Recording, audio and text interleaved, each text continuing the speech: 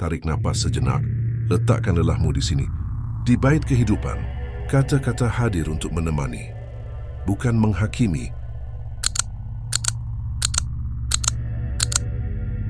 Pernahkah kamu merasa hidup terus berjalan, hari demi hari berganti tanpa jeda, tetapi entah mengapa dirimu sendiri terasa tertinggal di belakang? Kita bangun pagi, membuka mata dengan rutinitas yang sama, menjalani peran yang diharapkan, menyelesaikan kewajiban satu persatu, dan tersenyum di hadapan orang lain seolah semuanya baik-baik saja. Kita tampak hadir, tetapi sebenarnya seringkali hanya menjalankan fungsi. Lalu ketika malam tiba, ketika dunia mulai sunyi dan tidak ada lagi tuntutan yang harus dipenuhi, muncul ruang kosong yang sulit dijelaskan. Di sanalah sebuah pertanyaan sederhana, namun berat perlahan muncul. Sebenarnya aku ini siapa? Bukan siapa di mata orang lain. Bukan apa yang tertulis di kartu identitas. Bukan gelar yang kita kejar. Bukan status yang kita banggakan. Dan bukan peran yang kita mainkan demi diterima. Pertanyaan ini lebih dalam dari itu. Ia bertanya tentang siapa dirimu ketika tidak ada yang menilai, ketika tidak ada yang menonton, ketika tidak ada tuntutan untuk tampil kuat, sukses atau sempurna. Siapa kamu saat hanya ada keheningan dan suara batinmu sendiri? Kehilangan jati diri bukanlah sesuatu yang terjadi secara tiba-tiba. Ia jarang datang sebagai kejadian besar yang dramatis. Sebaliknya, ia menghilang perlahan, nyaris tak terasa, sehisin semihedikit saat kita terlalu lama menyesuaikan diri dengan keinginan orang lain, saat kita terlalu sering mengalah. Bukan karena bijak, tetapi karena lelah menjelaskan diri, saat kita terbiasa berkata, tidak apa-apa. Padahal ada bagian dari diri yang sebenarnya terluka, dan yang paling berbahaya, saat kita terlalu jarang berhenti untuk mendengar suara batin sendiri. Tanpa sadar, kita belajar hidup berdasarkan tuntutan, bukan nilai. Kita mengejar pengakuan, bukan keutuhan. Kita sibuk menjadi versi yang diterima, sampai lupa bagaimana rasanya menjadi versi yang jujur. Bukan karena kita lemah, tetapi karena kita terlalu lama bertahan dalam hidup yang menuntut kita menjauh dari diri sendiri. Video ini bukan tentang bagaimana menjadi versi terbaik menurut dunia. Bukan tentang cara terlihat lebih sukses, lebih hebat, atau lebih mengesankan di mata orang lain. Video ini adalah tentang pulang, tentang kembali ke diri yang sempat kita tinggalkan. Tentang mengingat siapa kita sebelum dunia terlalu keras membentuk kita. Tentang mengenali kembali nilai, suara, dan arah hidup yang mungkin selama ini tertutup oleh kebisingan. Karena menemukan jati diri bukan soal menjadi orang baru, melainkan tentang berani kembali menjadi diri sendiri. Stoikisme mengajarkan bahwa penderitaan manusia seringkali tidak lahir karena hidup itu kejam atau keadaan terlalu keras, melainkan karena kita perlahan hidup menjauh dari nilai diri sendiri. Kita menderita bukan semata karena apa yang terjadi pada kita, tetapi karena jarak yang semakin lebar antara siapa diri kita yang sejati dan siapa diri kita yang kita tampilkan demi bertahan. Semakin jauh jarak itu, semakin besar kegelisahan yang kita rasakan. Meskipun dari luar hidup terlihat baik-baik saja, sejak kecil tanpa kita sadari, kita dibentuk oleh harapan. Kita dipuji ketika patuh, ketika mengikuti aturan, ketika memenuhi standar yang telah ditentukan. Sebaliknya, kita dikritik saat berbeda, saat bertanya terlalu banyak, atau saat memilih jalan yang tidak lazim. Dari pengalaman-pengalaman kecil itulah, kita mulai belajar satu pelajaran penting, meski keliru, bahwa diterima seringkali terasa lebih aman daripada jujur pada diri sendiri. Perlahan, kita mulai menyesuaikan sikap, pilihan, bahkan mimpi kita, agar selaras dengan apa yang diharapkan orang lain. Bukan karena kita tidak punya keinginan sendiri, tetapi karena keinginan itu terasa berisiko. Kita takut dianggap aneh, egois, atau gagal. Di titik inilah, tanpa upacara dan tanpa peringatan, kita mulai menukar kompas batin dengan penilaian luar. Arah hidup tidak lagi ditentukan oleh nilai, melainkan oleh reaksi. Kita memilih jalan yang aman, bukan karena itu benar-benar kita yakini, tetapi karena jalan itu minim penolakan. Kita memilih yang wajar, yang umum, yang terlihat masuk akal di mata banyak orang. Padahal yang aman tidak selalu bermakna. Yang diterima tidak selalu membuat kita utuh. Namun karena terbiasa, kita tetap melangkah sambil meyakinkan diri bahwa semua akan baik-baik saja. Lama-kelamaan, kita menjadi sangat mahir membaca ekspektasi orang lain. Kita tahu kapan harus berbicara, kapan harus diam, kapan harus mengalah, dan kapan harus berpura-pura kuat. Kita menjadi cerdas secara sosial, tetapi miskin secara batin. Kita tahu apa yang diharapkan dari kita, tetapi tidak lagi tahu apa yang sebenarnya kita inginkan. Suara batin semakin pelan, tertutup oleh kebisingan tuntutan dan kebiasaan. Stoikisme tidak menyebut kondisi ini sebagai kelemahan. Ini bukan kegagalan pribadi. Jati diri tidak hilang karena kamu rapuh atau kurang mampu. Ia memudar karena kamu terlalu lama bertahan di hidup yang bukan milikmu sepenuhnya. Hidup yang disusun untuk memenuhi standar, bukan nilai. Hidup yang dijalani demi penerimaan, bukan kejujuran. Dan di sanalah penderitaan perlahan tumbuh, bukan karena hidup terlalu berat, tetapi karena kita terlalu jauh dari diri sendiri. Marcus Aurelius pernah menulis bahwa manusia kerap lupa bagaimana cara hidup sesuai dengan kodratnya sendiri. Bukan karena kita tidak tahu apa yang benar, melainkan karena kita terlalu sibuk menyesuaikan diri dengan dunia di sekitar. Kita hidup di tengah tuntutan, peran, dan harapan yang terus berubah, hingga tanpa sadar kita lebih sering bertanya apa yang diharapkan dari kita daripada apa yang seharusnya kita jaga dalam diri. Dalam proses itu, kita mulai memakai topeng, bukan satu tetapi banyak. Ada topeng sebagai anak yang harus membanggakan, yang dituntut kuat, patuh, dan berhasil. Ada topeng sebagai pekerja yang selalu sanggup, tidak boleh lelah, tidak boleh ragu, dan tidak boleh gagal. Ada pula topeng sebagai teman yang selalu ada, yang harus mengerti, mendukung, dan menenangkan, bahkan ketika diri sendiri sedang rapuh. Topeng-topeng ini tidak sepenuhnya salah. Ia seringkali diperlukan agar kita bisa hidup berdampingan dengan orang lain dan menjalani tanggung jawab dengan baik.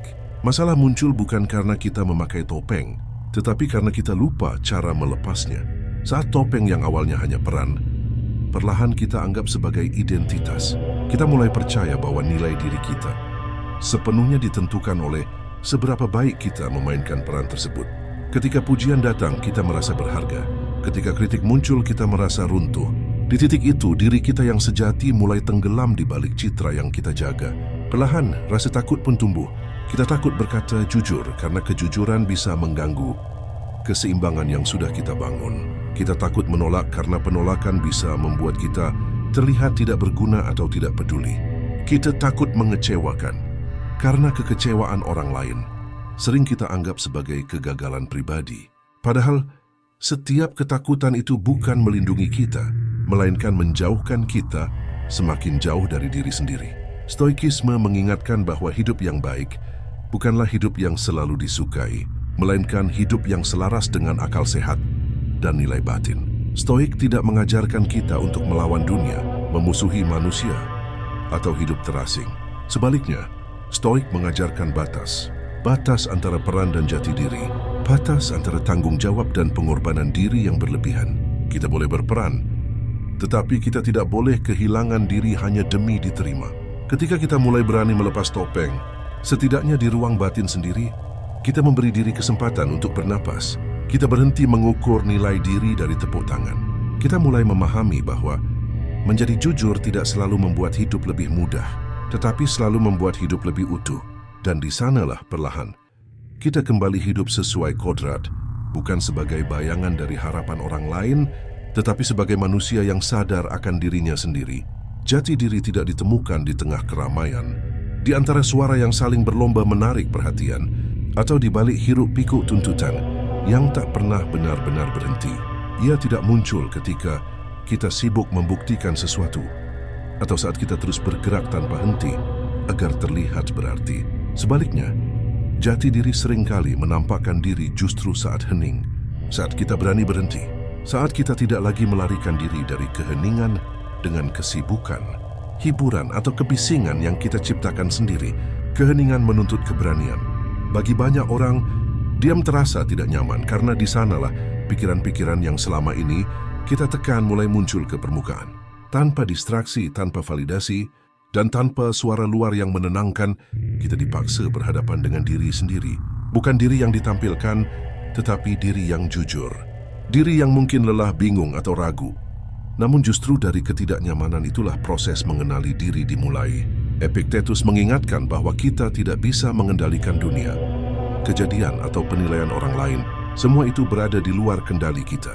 Namun ada satu hal yang selalu berada dalam jangkauan kita, yaitu perhatian. Kemana perhatian kita diarahkan, kesanalah energi dan makna hidup kita mengalir. Jika perhatian kita terus diserahkan pada kebisingan luar, maka suara batin akan semakin tenggelam. Sebaliknya, ketika kita menarik kembali perhatian itu ke dalam, kita mulai melihat dengan lebih jernih. Coba perhatikan sejenak. Kapan terakhir kali kamu benar-benar duduk tanpa tujuan, tanpa layar di tangan, tanpa musik di telinga, tanpa keinginan untuk mengisi waktu, hanya duduk, bernapas dan hadir bersama pikiranmu sendiri? Bagi banyak orang, momen ini terasa asing. Ada dorongan kuat untuk segera mengalihkan perhatian, seolah keheningan adalah sesuatu yang harus dihindari. Padahal keheningan bukan ancaman. Ya, berkaitan dengan resentation. Awalnya hening mungkin terasa berat. Pikiran melompat kemana-mana. Kekhawatiran lama muncul. Penyesalan, ketakutan, dan pertanyaan yang belum terjawab ikut hadir. Namun Stoik tidak menyarankan kita untuk melawan pikiran itu. Kita hanya diminta untuk mengamati tanpa menghakimi.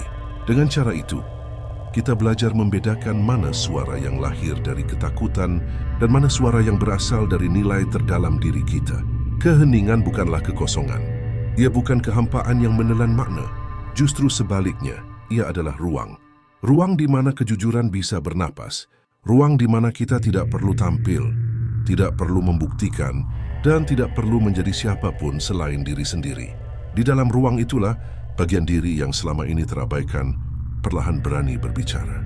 Ketika kita memberi waktu untuk hening, kita sedang memulihkan hubungan dengan diri sendiri. Kita belajar kembali mendengar, bukan hanya bereaksi. Kita mulai menyadari apa yang benar-benar penting dan apa yang selama ini hanya kebisingan. Dari keheningan yang sederhana, jati diri tidak datang sebagai jawaban besar, tetapi sebagai kejelasan kecil yang jujur. Dan dari kejelasan itulah, arah hidup perlahan menemukan bentuknya kembali. Salah satu prinsip paling kuat dan mendasar dalam Stoikisme adalah apa yang dikenal sebagai dikotomi kendali. Prinsip ini sederhana, tetapi dampaknya sangat dalam bagi cara kita memandang hidup dan diri sendiri. Stoik mengajarkan bahwa segala sesuatu di dunia ini terbagi menjadi dua. Hal-hal yang berada dalam kendali kita dan hal-hal yang berada di luar kendali kita. Banyak penderitaan manusia, termasuk hilangnya jati diri, muncul ketika batas ini menjadi kabur dan kita memaksakan diri mengendalikan sesuatu yang sejatinya tidak pernah berada di tangan kita. Tanpa disadari, banyak orang membangun hidupnya di atas hal-hal yang mustahil dikendalikan. Kita ingin mengatur bagaimana orang lain menilai kita, bagaimana mereka menerima kita, dan bagaimana citra kita terbentuk di mata dunia. Kita menyesuaikan sikap agar disukai, menyusun kata agar tidak ditolak, dan menjaga penampilan agar tidak dianggap gagal. Selama semua berjalan sesuai harapan, kita merasa aman. Namun begitu penilaian berubah, kita goyah. Bukan karena kita lemah, tetapi karena fondasi hidup kita diletakkan di tanah yang rapuh. Ketika identitas dibangun di atas penerimaan, ia akan selalu bergantung. Kita menjadi versi diri yang reaktif, bukan sadar. Setiap pujian mengangkat kita, setiap kritik menjatuhkan kita. Dalam kondisi seperti ini, jati diri tidak pernah benar-benar dimiliki. Ia selalu diserahkan pada tangan orang lain. Dan selama itu terjadi, ketenangan sejati sulit untuk hadir. Stoikisme menawarkan arah yang berbeda. Jati diri yang kokoh, menurut Stoik, tidak lahir dari hal-hal eksternal, melainkan dari nilai yang bisa kita pegang dengan penuh kesadaran. Sikap yang kita pilih saat menghadapi kesulitan. Keputusan yang kita ambil ketika berada di persimpangan. Integritas yang kita jaga bahkan ketika tidak ada yang melihat. Hal-hal inilah yang berada dalam kendali kita sepenuhnya, dan justru di sanalah kekuatan sejati berada. Ketika fokus kita bergeser dari apa yang orang lain pikirkan ke apa yang kita yakini benar, sesuatu mulai berubah. Hidup menjadi lebih sederhana, meski tidak selalu lebih mudah. Kita tidak lagi sibuk menebak reaksi, tetapi mulai bertanya dengan jujur, apakah ini selaras dengan nilai yang ingin aku jaga? Pertanyaan ini mungkin tidak selalu menghasilkan jawaban yang nyaman, tetapi ia selalu menghasilkan kejelasan. Perlahan arah hidup pun menjadi lebih jernih, bukan karena semua masalah hilang, melainkan karena kita tahu kemana harus berdiri. Kita berhenti menggantungkan harga diri pada hal-hal yang tak bisa kita kendalikan dan mulai menanamkannya pada pilihan yang bisa kita pertanggungjawabkan. Di sanalah jati diri tidak lagi rapuh. Kios itu bergantung pada tepuk tangan, tidak runtuh oleh penolakan dan tidak goyah oleh perubahan suasana. Ia berdiri tenang karena dibangun di atas kendali yang benar. Stoik tidak membangun hidup di atas perasaan yang mudah berubah. Naik turun mengikuti suasana dan keadaan. Mereka memahami bahwa emosi adalah bagian dari manusia, tetapi bukan fondasi yang kokoh untuk menopang arah hidup. Perasaan bisa berubah dalam hitungan menit. Hari ini kita yakin, besok kita ragu. Hari ini kita bersemangat, besok kita lelah. Jika jati diri diserahkan sepenuhnya pada emosi, maka arah hidup akan selalu bergeser tanpa kepastian. Karena itu, Stoik memilih nilai sebagai pijakan. Nilai bersifat lebih tenang dan lebih tahan lama. Ia tidak berteriak, tetapi bertahan. Jati diri dalam pandangan ini bukan tentang apa yang kamu rasakan hari ini, melainkan tentang apa yang kamu pilih untuk tetap setia esok hari. Bahkan ketika perasaan tidak mendukung, kesetiaan pada nilai seringkali tidak terasa heroik. Ia hadir dalam keputusan kecil yang berulang, dalam konsistensi yang sunyi, dan dalam keteguhan yang jarang disorot. Cobalah bertanya pada dirimu sendiri, dengan jujur dan tanpa tergesa, nilai apa yang tidak ingin kamu khianati, bahkan ketika tidak ada yang melihat, tidak ada yang memuji, dan tidak ada yang mengawasi. Apakah itu kejujuran yang membuatmu memilih berkata benar meski berisiko? Apakah keberanian yang menuntutmu tetap melangkah meski takut? Apakah kesederhanaan yang menahanmu dari pamer dan berlebihan? Atau keteguhan yang membuatmu tetap berdiri saat keadaan menekan dari segala arah? Pertanyaan-pertanyaan ini tidak selalu mudah dijawab. Namun di sanalah arah hidup mulai terbentuk. Saat nilai menjadi acuan, keputusan tidak lagi sepenuhnya ditentukan oleh kenyamanan atau ketakutan. Kita berhenti bertanya, apa yang paling aman, dan mulai bertanya, apa yang paling benar? Pergeseran ini mungkin membuat hidup terasa lebih berat di awal karena kita tidak lagi berlindung di balik alasan atau pembenaran yang mudah. Saat keputusanmu selaras dengan nilai, ada kemungkinan kamu kehilangan kenyamanan. Kamu mungkin tidak selalu dipahami. Kamu mungkin harus melepaskan jalan yang terlihat mudah. Kamu mungkin harus berdiri sendiri di momen tertentu. Namun Stoik mengingatkan bahwa kenyamanan yang mengorbankan nilai hanya memberi ketenangan semu, yang menenangkan di permukaan, tetapi menggerogoti dari dalam. Sebaliknya, hidup yang selaras dengan nilai memberi keutuhan. Ada ketenangan yang tidak bergantung pada keadaan. Ada kerasa cukup yang tidak perlu dibuktikan. Keutuhan ini bukan berarti hidup tanpa konflik, melainkan hidup tanpa pertentangan batin yang terus-menerus. Di sanalah jati diri menjadi utuh. Bukan karena hidup selalu menyenangkan, tetapi karena kamu tahu mengapa kamu memilih, dan kamu berdamai dengan pilihan itu. Salah satu harga yang paling jarang dibicarakan dalam perjalanan menemukan jati diri adalah keberanian untuk mengecewakan orang lain. Banyak dari kita tumbuh dengan keyakinan bahwa menjadi baik berarti selalu menyenangkan, selalu tersedia, dan selalu mengiyakan. Kita belajar bahwa penolakan identik dengan sikap egois, sementara pengorbanan diri dianggap sebagai bentuk kedewasaan. Namun Stoikisme mengajarkan pandangan yang lebih jujur dan lebih berani. Hidup yang baik bukanlah hidup yang bebas dari kekecewaan orang lain, melainkan hidup yang selaras dengan akal sehat dan nilai batin. Seneca pernah mengatakan bahwa hidup yang baik adalah hidup yang dijalani sesuai dengan nalar yang sehat. Nalar yang sehat tidak mengajak kita untuk menyakiti orang lain, tetapi juga tidak membenarkan kita menyakiti diri sendiri demi menjaga citra sebagai orang yang selalu bisa. Ketika kita terus berkata iya pada hal-hal yang menggerogoti energi, waktu kuku dan kebutuhan batin, kita mungkin terlihat baik di mata orang lain, tetapi perlahan kita kehilangan diri sendiri. Keletihan yang tak terucap, kemarahan yang dipendam, dan kehampaan yang tumbuh diam-diam seringkali berakar dari kebiasaan ini. Menolak bukanlah tindakan agresif. Ia adalah pernyataan batas. Batas yang sehat tidak memutus hubungan, tetapi justru menjaganya agar tidak berubah menjadi beban. Saat kita berani berkata tidak pada sesuatu yang bertentangan dengan nilai kita, kita sedang berkata ya pada kejujuran. Kejujuran terhadap kapasitas diri, terhadap kebutuhan batin, dan terhadap arah hidup yang ingin kita jaga. Dalam pandangan Stoik, kejujuran seperti ini bukan bentuk kelemahan, melainkan bentuk kedewasaan. Tentu, mengecewakan orang lain tidak pernah terasa nyaman. Ada rasa bersalah, Ada ketakutan disalahpahami, ada kekhawatiran akan penolakan. Namun Stoik mengingatkan bahwa perasaan tidak nyaman bukanlah tanda bahwa kita salah. Seringkali, ia justru pertanda bahwa kita sedang belajar hidup lebih selaras. Jika setiap keputusan kita selalu membuat semua orang senang, mungkin ada bagian dari diri kita yang terus kita korbankan tanpa sadar. Mengecewakan demi kejujuran bukan berarti hidup tanpa empati. Kita tetap bisa bersikap hormat, tenang, dan penuh pertimbangan. Perbedaannya terletak pada niat. Kita tidak lagi berkata iya karena takut, tetapi memilih dengan sadar. Dan di titik itulah perubahan terjadi. Kita mulai merasa utuh, bukan karena disetujui semua orang, tetapi karena tidak lagi berkhianat pada diri sendiri. Kadang, tanda bahwa kamu akhirnya peduli pada dirimu sendiri adalah ketika kamu berani berkata tidak, meski suara di dalam dada bergetar. Bukan untuk melawan dunia, tetapi untuk berdiri tegak di hadapan dirimu sendiri. Dalam keberanian yang sunyi itulah, jati diri perlahan menemukan pijakan yang lebih kokoh. Menemukan jati diri bukanlah perjalanan yang romantis, bukan pula kisah dengan alur dramatis, seperti yang sering digambarkan. Tidak selalu ada momen pencerahan besar, tidak selalu ada titik balik yang membuat segalanya terasa jelas dalam satu malam. Lebih sering, perjalanan ini berjalan pelan, sunyi, dan nyaris tidak terlihat dari luar. Ia hadir bukan dalam sorak kemenangan, melainkan dalam penerimaan yang sederhana dan jujur terhadap diri sendiri.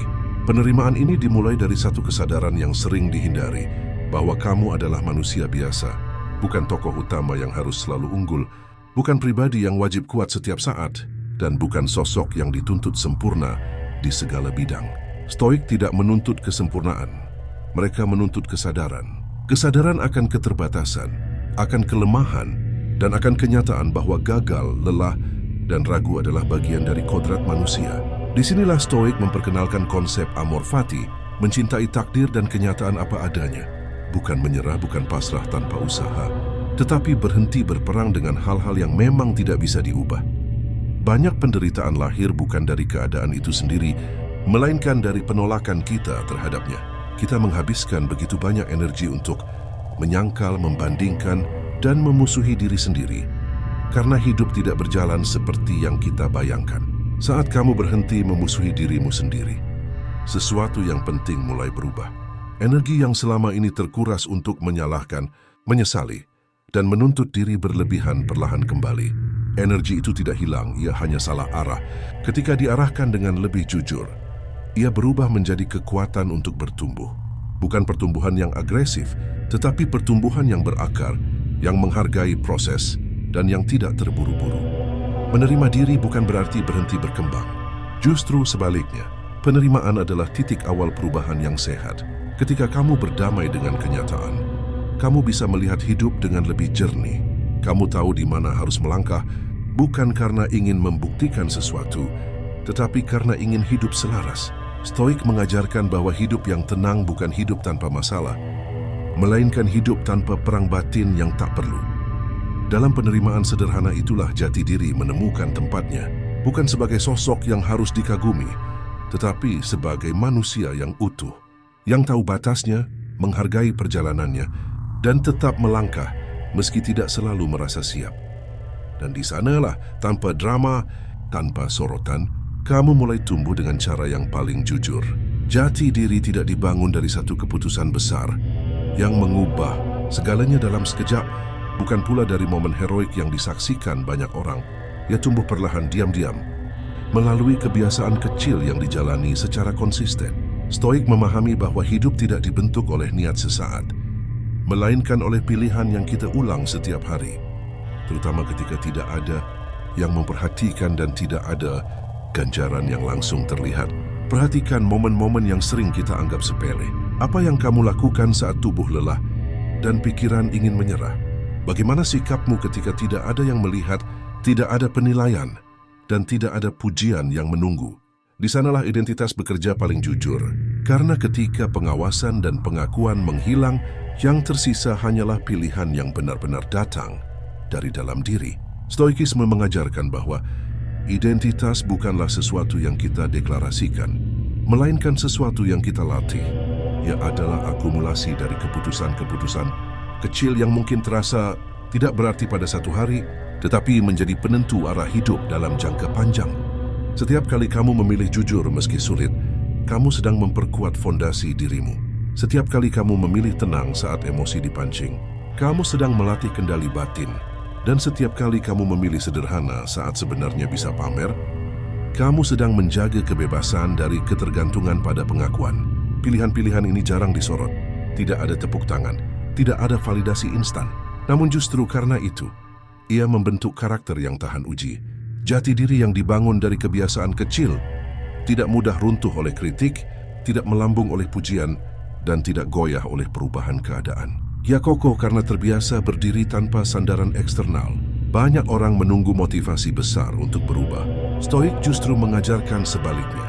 Jangan menunggu perasaan siap. Jangan menunggu kondisi sempurna. Lakukan yang benar dalam skala kecil, hari demi hari. Karena jati diri tidak dibentuk saat hidup mudah, tetapi saat kita tetap memilih nilai di tengah kelelahan dan ketidaknyamanan. Dalam keseharian yang tampak biasa itulah, dirimu sesungguhnya sedang dibentuk. Bukan dalam sorotan, bukan dalam pencitraan, tetapi dalam kesetiaan kecil yang terus diulang. Dan ketika suatu hari kamu melihat ke belakang, kamu mungkin tidak mengingat setiap pilihan itu satu persatu, tetapi kamu akan merasakan hasilnya. Sebuah jati diri yang utuh, tenang dan tidak perlu dibuktikan. Stoik memandang kesendirian bukan sebagai kekurangan yang harus segera dihindari, melainkan sebagai sebuah latihan batin yang penting. Dalam dunia yang terus mendorong kita untuk selalu terhubung, selalu ditemani, dan selalu terlihat sibuk, kesendirian sering disalahpahami sebagai tanda kegagalan atau keterasingan. Padahal bagi Stoik, kesendirian adalah ruang di mana seseorang belajar berdiri tanpa sandaran. Bukan untuk menutup diri dari manusia lain, tetapi untuk membangun pijakan batin yang tidak rapuh. Dalam kesendirian, kita berhenti bergantung pada kehadiran orang lain untuk merasa bernilai. Kita tidak lagi mengukur diri dari seberapa sering dicari, seberapa dibutuhkan, atau seberapa diakui. Kita mulai mengenali diri sebagai manusia yang utuh, bahkan ketika tidak ada yang menyaksikan. Latihan ini tidak selalu nyaman. Ada rasa sepi, ada kegelisahan, dan ada keheningan yang memaksa kita berhadapan dengan pikiran sendiri. Namun justru dari ketidaknyamanan itulah kekuatan batin mulai terbentuk. Stoik tidak mendorong kita untuk menjauh dari relasi, melainkan untuk hadir di dalamnya dengan lebih sadar. Ketika seseorang belum berdamai dengan kesendirian, relasi seringkali menjadi pelarian. Kita mencari orang lain untuk menutup kekosongan, meredakan kecemasan, atau memberi validasi yang tidak kita berikan pada diri sendiri. Relasi seperti ini cenderung rapuh karena dibangun di atas kebutuhan, bukan keutuhan. Sebaliknya, saat kamu mulai nyaman dengan dirimu sendiri, sesuatu yang penting berubah. Kamu tidak lagi membutuhkan persetujuan untuk merasa cukup. Kamu bisa menikmati kebersamaan tanpa takut ditinggalkan. Kamu bisa sendiri tanpa merasa kehilangan. Dari titik ini, relasi menjadi lebih jujur. Kita hadir bukan karena takut sepi, tetapi karena benar-benar ingin berbagi. Kita memberi tanpa berharap menutup kekurangan diri. Kesendirian yang sehat juga melatih kejujuran. Tanpa penonton, tanpa peran, dan tanpa tuntutan, kita melihat diri apa adanya. Kita menyadari batas, kebutuhan, dan nilai yang selama ini mungkin tertutup oleh kebisingan sosial. Stoik memandang latihan ini sebagai bentuk kebebasan. Kebebasan dari ketergantungan emosional yang membuat kita mudah goyah oleh penolakan dan pujian. Dari kesendirian yang diterima dengan sadar, lahirlah relasi yang lebih matang. Kita tidak lagi melekat secara rapuh, tidak menuntut orang lain menjadi sumber makna hidup kita. Kita berdiri sejajar, bukan saling menopang karena lemah, tetapi saling menemani karena kuat. Dan di sanalah jati diri menemukan keseimbangan, mampu sendiri tanpa terasing, dan mampu bersama tanpa kehilangan diri. Menemukan jati diri bukan berarti berhenti berubah, bukan pula berarti membekukan diri dalam satu versi yang dianggap paling benar. Stoikisme justru memandang hidup sebagai proses yang terus bergerak. Stoik bukan kaku, melainkan sadar. Kesadaran inilah yang membuat perubahan tidak menjadi ancaman, tetapi bagian alami dari pertumbuhan manusia. Jati diri dalam pandangan ini bukanlah dinding yang membatasi, melainkan kompas yang memberi arah. Kompas tidak menentukan setiap langkah secara detail, tetapi ia memastikan bahwa kita tidak tersesat. Selama arah dasarnya jelas, kita boleh menyesuaikan langkah sesuai medan yang dihadapi. Begitu pula dengan jati diri. Kamu boleh berkembang, belajar, mengubah cara berpikir, bahkan mengganti arah hidup selama nilai inti tetap dijaga. Nilai itulah yang menjadi penanda bahwa perubahanmu adalah proses sadar, bukan pelarian. Banyak orang takut berubah karena khawatir dianggap tidak konsisten atau mengkhianati diri sendiri. Kita sering terjebak pada label lama, citra yang sudah dikenal orang, peran yang sudah melekat, atau keputusan masa lalu yang sulit dilepaskan. Padahal mempertahankan sesuatu yang tidak lagi selaras hanya demi terlihat konsisten seringkali justru menjauhkan kita dari kejujuran. Stoik mengajarkan bahwa kesetiaan sejati bukan pada citra melainkan pada nilai. Bertumbuh berarti berani mengakui bahwa kita belajar, bahwa pandangan bisa matang, pemahaman bisa bertambah, dan pilihan bisa diperbaiki. Ini bukan tanda kelemahan, melainkan tanda bahwa kita hidup dengan sadar. Hidup yang sadar tidak menuntut kita untuk selalu benar sejak awal, tetapi untuk bersedia mengevaluasi diri ketika kenyataan menunjukkan hal yang berbeda. Dalam proses ini, perubahan mungkin menimbulkan ketidaknyamanan. Orang lain mungkin bingung, bahkan kecewa, karena mereka terbiasa dengan versi lama dirimu. Namun Stoik mengingatkan bahwa tugas utama kita bukan menjaga ekspektasi, melainkan menjaga integritas. Selama perubahanmu selaras dengan nilai yang kamu pegang, kamu tidak sedang mengkhianati diri sendiri. Kamu sedang menghormatinya. Ketika jati diri dipahami sebagai kompas, hidup menjadi lebih lapang. Kita tidak terjebak pada satu definisi, pasti untuk terpenjara oleh masa lalu, dan tidak takut melangkah ke wilayah baru. Kita bergerak dengan kesadaran, bukan impuls. Dan di sanalah makna bertumbuh yang sesungguhnya. Bukan menjadi orang lain, tetapi menjadi versi diri yang lebih jujur, lebih selaras dan lebih hidup. Jika hari ini kamu merasa kehilangan arah, mungkin masalahnya bukan karena kamu tersesat terlalu jauh, tetapi karena kamu sedang dipanggil untuk pulang. Pulang bukan ke tempat, melainkan ke nilai, ke kejujuran, ke bagian dari dirimu yang selama ini mungkin kamu abaikan demi memenuhi tuntutan hidup. Panggilan ini sering hadir sebagai kegelisahan, kebingungan, atau rasa hampa yang sulit dijelaskan. Bukan untuk melemahkanmu, tetapi untuk mengingatkan bahwa ada arah yang perlu diselaraskan kembali. Pulang berarti berhenti sejenak dari kebiasaan berlari tanpa henti. Kita sering diajari bahwa solusi dari kegelisahan adalah bergerak lebih cepat, mencoba lebih keras, dan mengejar lebih banyak. Padahal Stoik mengajarkan hal yang sebaliknya. Jati diri tidak ditemukan dengan berlari, tetapi dengan berhenti dan mendengarkan. Mendengarkan pikiran yang selama ini tertutup kebisingan. Mendengarkan nilai yang mungkin sudah lama memberi isyarat, tetapi jarang kita beri ruang. Tidak perlu terburu-buru dalam perjalanan ini. Tidak ada garis akhir yang harus segera dicapai. Menemukan jati diri bukan perlombaan, melainkan proses penyelarasan. Ada hari-hari di mana langkah terasa jelas. Ada pula hari-hari di mana kamu hanya bisa diam dan mengamati. Keduanya sama penting. Stoik tidak memaksa ketenangan. Mereka melatihnya dengan kesabaran. Jika refleksi ini terasa relevan, izinkan dirimu untuk tidak langsung beralih ke hal berikutnya setelah video ini berakhir. Luangkan beberapa menit untuk diam. Tarik napas perlahan. Biarkan pikiran mereda. Tidak perlu mencari jawaban besar. Cukup hadir dan jujur pada diri sendiri. Dalam keheningan sederhana itu, seringkali arah mulai terasa lebih nyata. Dan jika saya ingin kita bersama dalam pencarian makna hidup yang lebih tenang dan jujur, kamu dipersilakan untuk subscribe. Bukan sebagai janji bahwa hidup akan selalu mudah, tetapi sebagai ruang belajar bersama. Kita belajar pelan-pelan, sebagai manusia yang ingin hidup selaras dengan nilai, bukan sekadar terlihat berhasil di mata dunia. Karena pada akhirnya, hidup yang baik bukanlah hidup yang paling dikagumi, melainkan hidup yang paling kita pahami, dan kita hidupi dengan sadar.